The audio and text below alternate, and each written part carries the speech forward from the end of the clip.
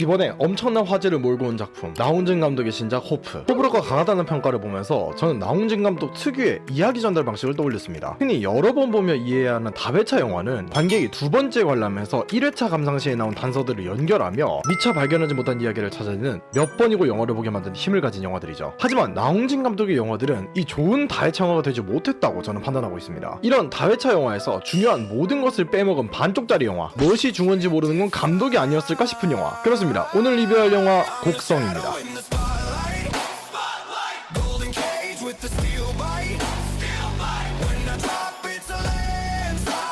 소위 결말 중에 열린 결말이라고 불리는 부류가 있는데 이 열린 결말은 어디까지 열려있어도 되는 걸까요? 저는 영화 곡성은 이 열린 결말에 들어가지 않는다고 보고 있습니다. 관객에게 해석의 여지를 주려면 영화가 먼저 해석할 수 있는 테두리를 만드는 것이 중요합니다. 사건의 명확한 증거와 결과를 보여주고 그 사이의 의미를 관객이 해석하게 만드는 방식이죠. 하지만 곡성에는 이 테두리가 될 증거도 결과도 부족합니다. 분명히 의심이라는 주제로 관객을 끝까지 휘두르는 데는 성공했지만 그 의심을 유지하기 위해 이야기에 필요한 정보까지 숨겨버렸다는 점에서 그저 스토리 전달력이 부족해서 발생한 문제로 보이죠. 그 결과 곡성은 즐겁게 스토리를 추리할 수 있는 훌륭한 다회차 영화가 아닌 관객이 스토리 절반을 자기 생각으로 채워야 하는 미완성자에 가까운 영화가 되었다고 저는 평가하고 있습니다. 이 리뷰는 제 개인적인 해석을 기반으로 제작되었습니다. 어디까지나 제 개인적인 감상이기에 영상을 보신 여러분의 감상 또한 존중드립니다. 지금부터는 영화 곡성의 주요 내용과 결말을 포함해 말씀드립니다. 스포일러 유의해주세요.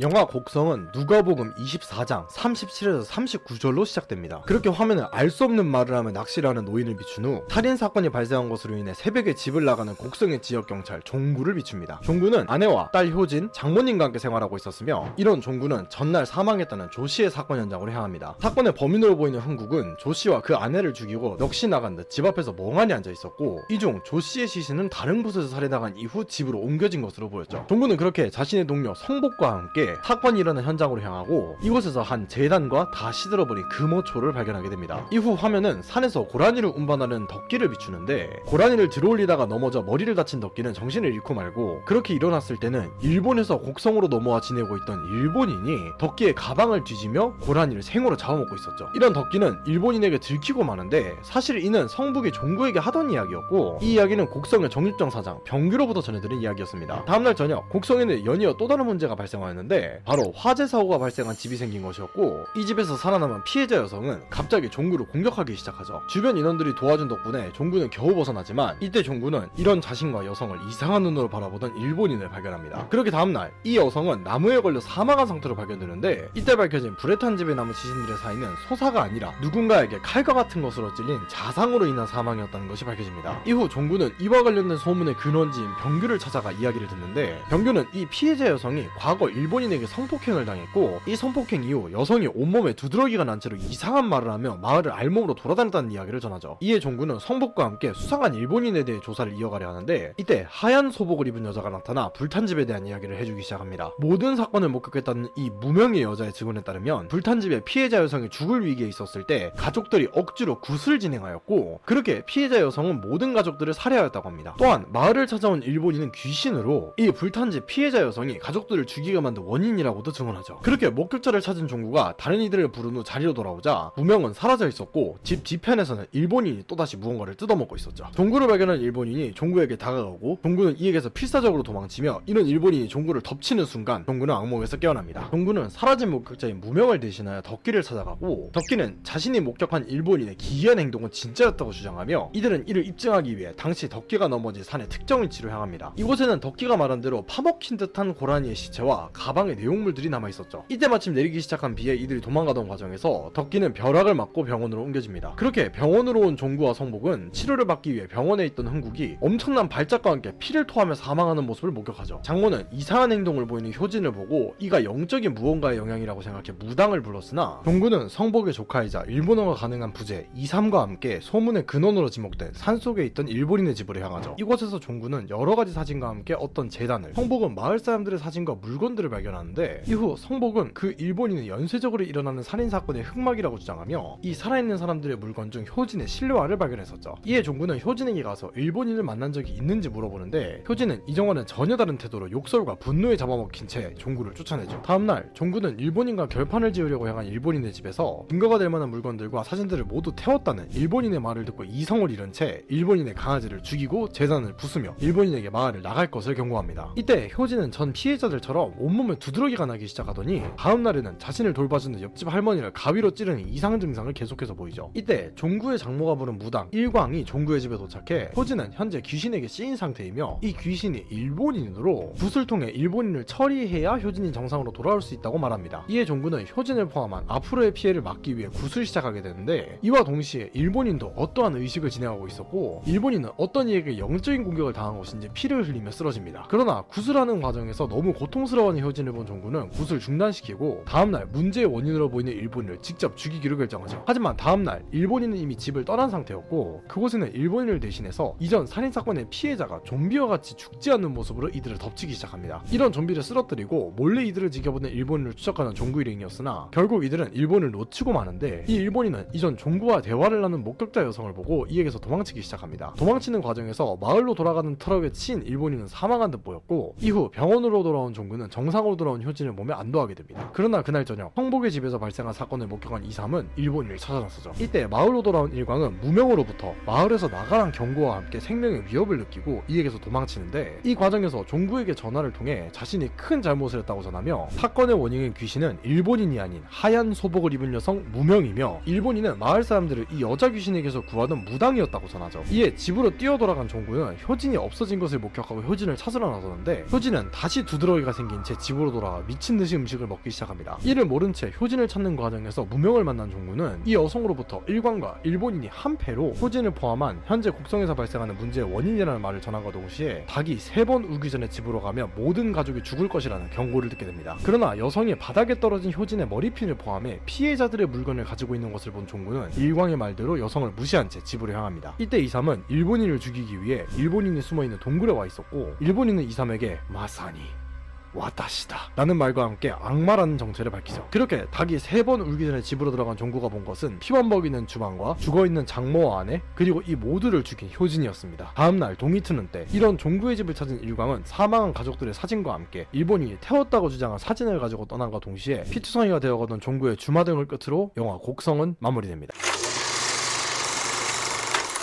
이런 영화 곡성은 몰입감을 유지하는 데 매우 탁월한 작품이라고 볼 수 있습니다. 이 중에서 몰입감은 영화 속 세계에 이입하고 관객이 영화를 즐길 수 있는 원동력이 되어주는 가장 중요한 요소라고 볼 수 있죠. 이런 몰입감을 깨는 여러 가지 요소들이 영화에서 있을 수 있는데 곡성은 이런 몰입감을 유지하기 위한 영화적인 완성도가 굉장히 높은 편으로 보입니다. 가장 먼저 눈에 띄는 것이 일본어로 이전 보고타 리뷰에서도 말씀드렸듯이 영화에서 외국인이 등장하는 경우 그 언어를 자연스럽게 구사하는 모습이 몰입감을 유지하는 데는 굉장한 영향을 미칩니다. 곡성은 그 위치가 전라남도로 등장하는 배우들이 자연스럽게 전라남도 사투리를 사용하는데 마지막에 악마로 등장하는 마을의 외지에서 온 인물을 일본인으로 설정하는 데 있어 쿠니무라 준이라는 실제 일본 배우를 기용해 일본어에서 생기는 어색함도 없는 것이 특징이죠. 저는 일본에서 대학교를 나와 지금까지 여러가지 일본 영화들도 리뷰할 정도로 일본어를 어느 정도 자연스럽게 한다는 것을 아시는 분들이 계실 겁니다. 그런 입장에서 기존 한국 작품들에서 간간히 등장했던 일본어는 너무 이상하게 들렸는데 이 영화에서 일광역으로 등장한 황정민 배우가 오사카 출신 야쿠자로 등장하는 영화 길복순에서 황정민 배우의 일본어가 사투리 억양도 못 살리는 바람에 분명히 진지한 장면이었음에도 마치 네가 그래갖고 사람을 죽이고 다니는 여자라고 라고 일부러 개그맨이 과정에서 이상한 사투리를 쓰는 것처럼 들려서 몰입감이 무너졌는데 곡성은 이런 몰입감을 위해서인지 작중에서 정말 적은 분량의 대사를 가지고 있음에도 일본인이라는 배역에 일본인 배우를 캐스팅하는 훌륭한 점이 돋보였죠. 이와 동시에 이를 번역하는 역할인 이삼은 적당히 인토네이션이 어색한 일본어로 정말 어릴 때 일본에 살다 온 사람이 사용하게 되는 어중간하게 비슷한 인토네이션이 돋보여 언어에 있어서의 고증이 철저한 모습도 있어서 비슷하게 일본인이나 중국인이 등장하는 작품들이 이런 언어에 있어서 대충인 경우가 다수라는 걸 고려하면 정말 훌륭하다고 볼 수 있습니다. 곡성의 몰입감을 유지하는 또 다른 요소는 소재에 있어서의 종교를 굉장히 잘 활용했다는 점을 들 수 있는데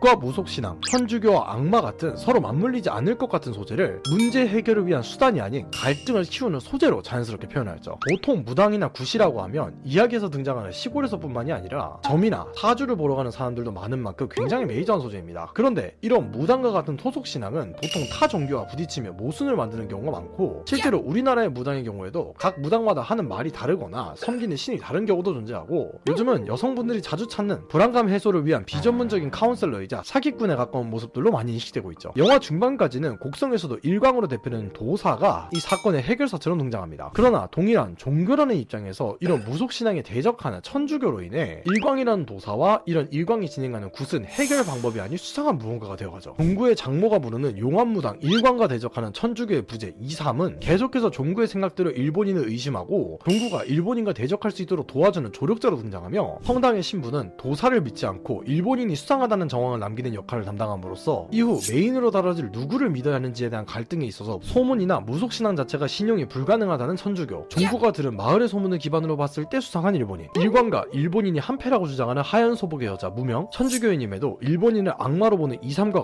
같은 상황에서 발생하는 여러가지 입장과 믿음을 등장시켜 어느 쪽을 믿어야 할지 갈등하게 만들고 모든 것에 대한 의심을 증폭시키는 역할도 해내었죠. 일반적으로 영화에서 토속신앙이나 크리스트교 중 한쪽만 등장하여 문제 해결의 열쇠처럼 굿이나 퇴마의식을 진행하는 경우가 많은데, 영화는 후반부로 들어서면서 이를 교묘하게 관객을 속이기 위한 트릭이자 이런 종교를 소재로 함에 있어서 종교 자체보다는 믿음이라는 소재와 갈등을 메인으로 잡는 굉장히 영리한 방법으로 종교를 소재로 사용한 측에 속하죠. 이런 종교를 포함해 영화 곡성은 수많은 정황과 인물들의 다양한 입장을 사용해 일본인과 일광 아니면 무명 중 누구의 말을 믿어야 하는지, 종구와 관객들을 끊임없이 흔들며 긴장감을 유지하는 스릴러 장르로서의 몰입감도 유지하였죠. 흔히 이런 미스터리, 스릴러, 오컬트적인 영화에서 귀신은 보통 악으로 등장하며 이 귀신을 어떻게 쓰러뜨리냐 혹은 이 귀신에게 어떻게 당하냐를 통해 몰입감과 긴장감을 유지하는 것이 일반적인 것을 생각하며, 영화는 이 귀신, 즉 악역이 누구인지 영화가 끝나기 직전까지 밝히지 않는 엄청난 방식으로 이야기를 진행합니다. 이런 후반까지 악역을 비밀로 하는 방식이 가능했던 이유가 바로 초반부터 여러가지 복선을 통해 이런 의심을 만들어내었기 때문으로, 영화는 대체 나쁜 놈이 누군데? 라는 생각으로 관객들의 몰입감을 유지하기 위해 초반부터 금어초, 넋이 나간 사람, 하얀 소복의 여성, 두드러기, 종구의 꿈, 마을의 소문들처럼 명확한 근거가 될 많은 정황들과 함께 이야기를 진행합니다. 이런 수많은 정황들을 통해 관객들은 영화의 어떤 부분에서 미스터리가 숨어있고 어떤 부분에서 누가 악역이고 누가 선역이었는지 계속해서 양쪽을 의심하게 만들어 이런 원초적인 호기심을 사용해 몰입감을 올리는 뛰어난 방식을 사용하였죠. 이러한 다양한 방면에서 영화 곡성은 관객들의 몰입감을 유지하려고 노력하였고, 이를 통해 관객들이 뒤에 숨겨진 이야기가 무엇인지 추리를 하게 만드는, 몰입도에 있어서는 최고라고 볼 수 있을 정도의 스릴러 영화라고 판단할 수 있을 것 같습니다.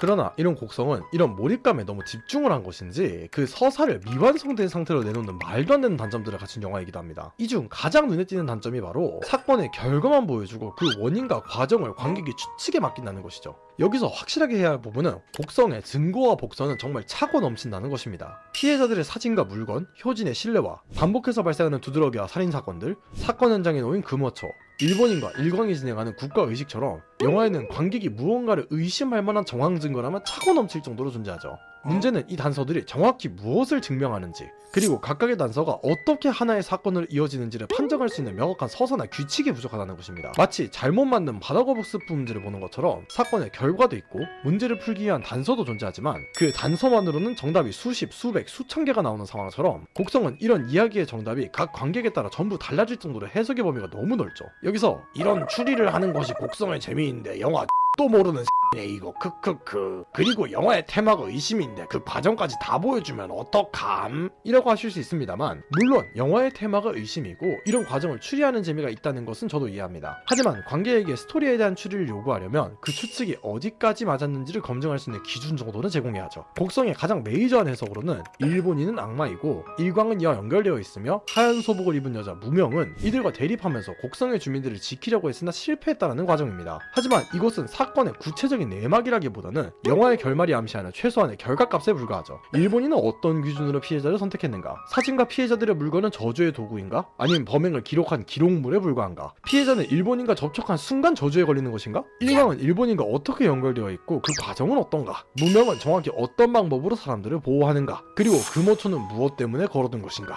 영화의 중심 사건을 이루는 이런 모든 과정들은 마지막까지 명확하게 연결되지 않습니다. 심지어 영화 스스로가 곡과 성으로 나뉘어져 싸우는 것인지 영화 속 신부도 소문, 즉 부정확한 정황만으로 무언가를 믿는 이가 위험하다는 점을 지적하죠. 신부는 일본인에 대해 유명한 대학 교수라는 소문도 있었고 스님이라는 소문도 있었으며 무시무시한 사람이라는 소문도 있었다고 말하면서 종구에게 직접 보셨어? 직접 보지도 않고 어떻게 확신합니까? 라고 영화 스스로 소문과 정황만으로는 누군가의 정체를 확신할 수 없다고 이야기하며 종구를 이상한 사람으로 몰고 갑니다. 그런데 정작 곡성의 중심 서사 역시 이런 소문과 정황을 관객이 알아서 연결해야 하죠. 가장 먼저 일본인을 의심하게 만드는 덕기의 사건에서부터 이미 가능성은 너무 심하게 열려 있습니다. 고라니의 시체나 덕기의 물건들은 발견되었으나 이 고라니의 시체는 야생동물이 먹은 시체의 가능성과 덕기의 물건은 넘어진 덕기가 혼란한 상태에서 남겨두고 갔을 가능성까지 얼마든지 일본인과 관련이 없는 추측도 가능한 상태로 남아있죠. 효진의 실내화도 동일하게 일본인의 집에서 효진의 이름이 적힌 실내화가 발견되었기에 효진과 일본인 사이에 접촉이 있었다는 사실까지는 충분히 확인할 수 있습니다. 그런데 그게 과연 효진이 이상하게 변해버린 직접적인 이유로도 볼 수 있을까요? 단순히 사춘기 때문에 생긴 호르몬 변화로 성격이 예민해지고 두드러기가 났다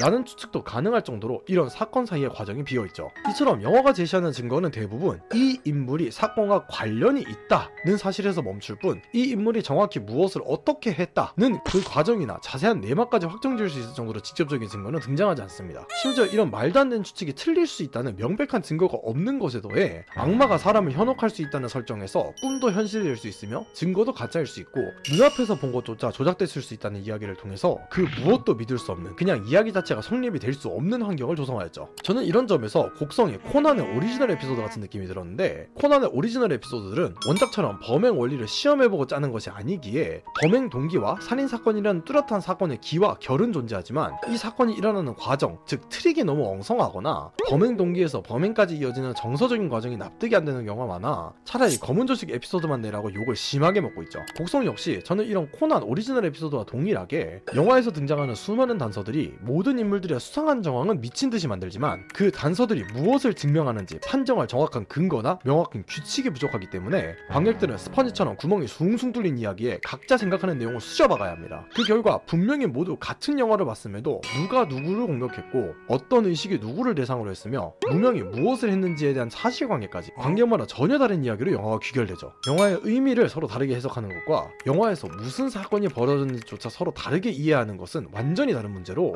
곡성은 관객에게 숨겨진 이야기를 발견하게 만드는 영화가 아니라 영화가 완성되지 않은 이야기를 관객에게 직접 작성하게 만드는 영화에 가깝기에 서사적인 완성도가 굉장히 떨어진다고 볼 수 있습니다. 심지어 이런 의심을 함에 있어 영화는 굉장한 불합리함을 보여주는데 종구가 확신을 가지는 시점까지 모든 복선이나 이야기의 흐름을 제대로 기억하고 있다고 하여도 관객 입장에서는 누가 악역이고 누가 선역인지 구분조차 불가능하죠. 결과적으로는 일관과 일본인, 즉 악마가 한패였다는 결과가 나오지만 영화는 마치 관객들에게 종구와 같은 상황에 있었을 때 무명을 믿었을지 혹은 일광의 말을 믿을지에 대해서 너라도 일광을 안 믿겠냐 라는 듯이 이야기를 진행합니다. 이에는 두 가지 문제가 기반이 되는데 그 첫 번째는 무명을 믿을 만한 증거가 너무 없다는 부분으로 앞에서 말씀드린 애매한 단서들 중 무명을 지지하는 단서가 적은 것에 더해 마지막에 감독이 활용한 심리적 트릭으로 인해 관객들은 자연스럽게 후반부에 무명 쪽을 의심하게 되죠. 흔히 사이비 종교와 같은 것에 사용하는 심리 트릭이 존재하는데 사람은 거짓을 밝혀냈다고 생각하며 그 너머에 있는 것이 반드시 진실이라고 믿습니다. 이미 자신은 거짓을 밝혀냈기에 이를 통해 드러난 것은 의심할 여지 없는 사실이고 이렇게 밝혀진 사실까지 조작된 무언가라고 생각하기 힘든 흔히 양자택일의 오류라고 불리는 심리적 특성입니다. 저는 개인적으로 영화가 아마 마지막에 일광에 전화해서 이런 심리적인 특성을 발송시켜 무명과 일광 중 어느 쪽을 믿어야 할지 고민하는 과정에서 바닥에 떨어진 효진의 머리핀과 여자가 입은 피해자의 복장 그리고 종구를 덮쳤던 또 다른 피해자의 야상을 떠올리며 여자의 거짓을 꿰뚫어 무명이 진짜 원인이다 라는 의심할 여지 없는 사실을 만들어내고 싶었다고 보고 있습니다. 그러나 여기서 발생하는 문제가 애초에 종구가 무명을 믿을 만한 근거가 없었다는 부분으로 무명이 일광, 일본인과 대적하고 있다는 부분을 제시하는 증거는 등장하나 이가 곧 무명이 선역이고 일광 그리고 일본인이 악역이다를 증명하지는 못하죠. 가장 무명을 믿을 만하게 만든 부분은 불탄 집에 대한 무명의 증언으로 불탄 집의 사건 현장에는 갑자기 하얀 소복을 입은 이름 없는 여자 무명이 나타나 이 불탄 집에서 있었던 일을 마치 본 것처럼 이야기해주는데 모든 사건을 목격했다는 이 여자의 증언에 따르면 불탄 집의 피해자 여성이 죽을 위기에 있을 때 가족들이 억지로 굿을 진행하였고 그렇게 피해자 여성은 모든 가족을 살해했다고 합니다. 또한 마을에 찾아온 일본인은 귀신으로 이 불탄 집 피해자 여성이 무명이 가족들을 죽게 만든 원인이라고도 증언하죠. 이런 일본인을 자주 목격한 종구는 무명으로부터 경고도 듣는데 귀신인 일본인을 자주 목격했다는 것은 이 귀신이 자신을 죽이려고 하는 신호로 알아야 한다고도 전했습니다. 두 번째 복선이 구슬한 다음날 일본인이 이 여자에게서 도망간다는 부분으로 무명이 산속에서 도망다니는 일본인을 도로 쪽으로 몰아 종구의 트럭에 치이게 만들고 이 일련의 과정을 지켜보며 불안한 눈빛을 비춘다는 부분입니다. 여기서 아니 금오초도 처음부터 등장했잖아. 이 여자랑 대적하는 일본인이 수상한 행적이 엄청 나오는데 그건 생각 안 하냐 라고 하실 수 있는데, 금오초의 경우 처음 조치 사건에서 시든 상태로 등장했던 것은 사실이나 이를 뒷받침해줄 만한 근거는 모든 의심이 끝나고 여성이 틀렸다는 확신을 가진 종구가 닭이 3번 울기 전에 집에 들어가며 집 앞에 있던 금오초가 썩어가는 연출과 함께 밝혀지는 종구의 선택과 의심에 영향을 주지 못한 결과적인 복선에 지나지 않는 것에 더해 앞에서 말씀드린 해석의 울타리가 없는 탓에 그저 불안감을 조성할 장치로 보이는 부분까지 종구가 사건의 과정에서 무명을 믿을 만한 근거로 보이지는 않습니다. 일본인이 수상하다는 부분도 앞에서 말씀드린 사이를 이어주는 규칙이 없는 증거로 이 일본인이 악역이다가 곧 무명은 선역이다라는 것을 증명하는 장치가 아니기에 결과적으로 밝혀지는 간접적인 증거에 지나지 않죠. 이런 불공정한 상황에서 종구가 무명을 의심하는 것은 당연한 것으로, 만약 종구가 진짜 어느 쪽을 믿어야 할지에 대한 갈등을 보여주고 싶었다면 무명을 믿을 만한 근거를 훨씬 많이 투자해줬어야 합니다. 결과적으로 보면 무명은 곡성을 지키는 선한 영적 존재처럼 보이는데, 그럼 이에 대한 기록이나 증거는 왜 아무도 언급을 하지 않는 것일까요? 예를 들어 성당이나 마을의 오래된 기록을 통해 곡성에는 성모 마리아처럼 주민들을 지켜온 여성 형태의 영이 있다 라는 이야기를 하거나, 미신을 믿어온 종구의 장모가 용한 무당이 있대 뿐만이 아니라 예전부터 이 마을을 지켜주는 하얀 옷을 입은 처녀 귀신이 있는데 항상 삼신할매한테 이야기를 전해듣는디야 처럼 힌트를 남길 수 있었습니다. 또한 이전 사건에서 이 무명이 몰래 나타나 피해자를 구하려 했던 흔적이나 무명이 자신이 직접 증언한 불탄 집 사건의 피해자 여성을 도와주려고 하는 등 무명을 믿을 만한 충분한 증거나 정황까지 존재했다면 신뢰할 만한 증거를 가진 둘 사이에서 고민한 진짜 의심이 들 수 있었죠. 이 불공정함을 일으키는 두 번째 문제는 영화의 본질적인 질문이 변경된다는 부분으로, 영화는 초반부에는 귀신과 사람을 주제로 계속해서 귀신은 절대 악으로 인간에게 해를 끼치며 이 귀신이 누구인지 판별하는 것이 목적인 것처럼 묘사됩니다. 처음 등장하는 누가복음 24장 37에서 39절은 부활한 예수가 손발과 살과 뼈로 대표되는 실체가 있는 이는 산자이기에 이런 부활한 자신을 두려워할 필요가 없다고 제자들에게 전한다는 내용이고, 영화 후반부 2, 3과 일본인의 대면에서까지 레이니와 호네토 니크가 나이 라는 말을 강조하며 일본인이 인간인지 귀신인지 확인하려는 것을 중심으로 이야기가 전개되죠. 그러나 마지막에 일본인은 악마임에도 살과 뼈가 있는 존재였으며, 이에 대적하는 무명 또한 직접 사람이나 물건을 만질 수 있는 실체가 있는 존재로 묘사되면서 처음에는 일본인이 귀신이고 귀신이기에 믿으면 안 된다처럼 묘사되던 영화가 마지막에 가서는 인간과 귀신 중 누구를 믿을 것인가 라는 질문을 집어던지고 무명과 일본인이라는 귀신과 귀신 가운데 누가 선하고 악한가에 관한 판단으로 변질되어 작중에서 지금까지 있던 사람이냐 귀신이냐에 대한 판단 기준은 똥모두 휴지가 되고 말죠. 이로 인해 누가 선역이고 누가 악역인지에 대한 판단 기준이 하나도 존재하지 않아 근거가 적은 무명을 안 믿는 것이 정상적인 상황인 마냥 자연스럽게 느껴지기까지 합니다. 심지어 종구가 이런 무명이 악이라는 확신을 가진 결정적인 증거조차 납득이 안 가는데, 바닥에 떨어진 효진의 머리핀과 무명이 입은 피해자의 복장, 일본인 집에서 자신을 습격한 피해자의 야상에 해당하는 무명이 가지고 있는 피해자의 물건이라는 부분이 근거로 적용하는데, 여기서 효진의 머리핀은 이전 종구 자신이 주워놓고 무명이 가져갔다고 생각하는 것은 급박한 상황에서 제대로 판단이 되지 않았다는 추측으로 넘어갈 수 있다고 쳐도, 그래서 이게 어째서 무명이 악역이라는 증거가 됩니까? 일관과의 전화를 통해 일본인 그 양반은 나 같은 무당이여 라는 말을 들었다면 피해자의 물건을 모으던 것에 일본인을 의심하던 종구가 하는 판단은 이 여자도 무당인가? 아닌가? 의 의심이어야지 피해자의 물건을 가지고 있어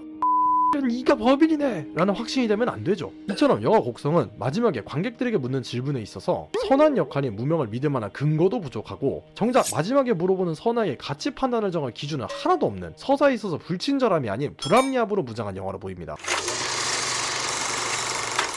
이런 불합리한 서사를 가진 곡성은 그 마무리조차 어중간한데, 결국 곡성에서의 사건은 어떻게 끝나는 걸까요? 영화는 타이틀부터 곡성으로 곡성이라는 지역에서 발생하는 두드러기가 난 사람이 다른 사람을 죽이고 다니는 기이한 사건을 중심으로 주인공 종구가 이 사건을 파악하는 경찰의 역할로 등장하는데, 영화는 마지막까지 이 살인사건들의 마무리를 짓지 않고 끝납니다. 여기서 그게 무슨 소리냐, 종구 가족이 다 죽으면서 범인도 일광이랑 일본인이라고 밝혀지잖아 라고 하실 수 있는데, 이는 어디까지나 종구 가족의 사건이 마무리된 것이지 곡성에서 연쇄적으로 발생하는 기이한 사건이 마무리된 것이 아니죠. 이야기의 시작이 효진이 이상해지는 부분이 아니라 조씨 사건에서 흥국이 조씨 부부를 살인한 것에서 시작하기에, 원래대로라면 이 일본인과 일광 그리고 이에 대적하는 무명이 어떻게 되는지, 곡성에서 발생하는 연쇄적인 살인 사건이 어떻게 끝나는지가 등장해야 곡성 이야기가 마무리되었다고 할 수 있습니다. 그러나 곡성은 종구의 죽음을 끝으로 이후의 내용이 등장하지 않기에 일본인이 그대로 곡성 주민들을 모두 죽이는 것인지, 이후 다른 지역으로 이동하는지와 같은 곡성에서의 사건이 계속되는지 종결됐는지가 등장하지 않습니다. 이를 흔히 말하는 열린 결말이라는 형식으로 받아들이시는 분들이 계실 수 있는데, 저는 이는 열린 결말이 아닌 사건을 제대로 끝내지도 않고 마무리한 무책임한 엔딩이라고 생각합니다. 이런 열린 결말로 유명한 크리스토퍼 놀란 감독의 인셉션을 보면 그 차이가 명확한데, 인셉션의 경우 로버트 피셔의 인셉션 작전 자체는 성공했다는 제대로 된 마무리 이후 주인공인 코브가 아직 꿈속인지 아닌지 모르는 느낌의 팽이가 돌아가는 것으로 끝나기에, 사건 자체는 깔끔하게 마무리를 한 후 코브가 꿈속인가 아닌가라는 여운을 남기기 위해 있는 장치 정도로 이 열린 결말을 사용했다고 볼 수 있죠. 그러나 곡성은 중심이 되는 연쇄살인 사건이 종구의 죽음과 함께 그 이후 실질적으로 어떻게 귀결되는지가 등장하지 않은 채 서사가 어중간하게 마무리되는 방식으로 영화가 끝나는 걸 고려하면 열린 결말이 아닌 그저 미완성 엔딩으로 보이는 것은 저만이 아닐 겁니다. 이는 정말 간단하게 해결이 가능한데, 종구가 눈을 감는 것과 동시에 엔딩 스크롤을 비추는 것이 아니라 인기척이 아예 존재하지 않는 곡성 전체를 찍은 장면 하나를 보여주거나, 일본인과 일광이 고노무라와 뭐 아키타 그럼 이제 어떻게 할 거지? 와 같이 곡성을 떠나는 듯한 모습을 보여주기만 해도 곡성에서 발생한 사건이 마무리되고 악마는 퇴치되지 않았다는 뻔한 배드엔딩이란 형태의 제대로 된 마무리를 만들어낼 수 있었죠. 이처럼 영화 곡성은 몰입감을 올리기 위해서 서사에 있어서 사건을 이어줄 만한 명확한 규칙이 없는 것에 더해 의심이란 주제에 대한 불합리함 뿐만이 아니라 이런 메인 사건에 대한 마무리까지도 되어 있지 않다는, 영화로서 정말 중요한 부분인 엔딩을 악마에게 팔아버린 듯한 모습을 보여주는 어중간한 영화로 보입니다.